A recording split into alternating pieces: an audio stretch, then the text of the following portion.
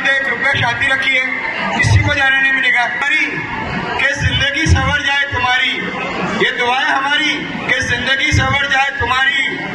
जिस मंजिल की तलाश में आप सेंट लॉरेंस से निकलो, खुदा करे वो मंजिल आपको तराशती हुई आपके कदमों में आए। अंतिम पंक्ति जो मेरे दिल के बहुत करीब है, मेरी बेस्ट ऑफ बेस्ट पंक्ति में से एक है, जो डायलॉग के स्वरूप में मैं आपके सामने प्रस्तुत करता हूं कि जिंदगी की रेस में जो तुम्हें दौड़ कर नहीं हरा सकता, वो तुम्हें दौड़ कर जरूर हराने की कोशिश करेगा,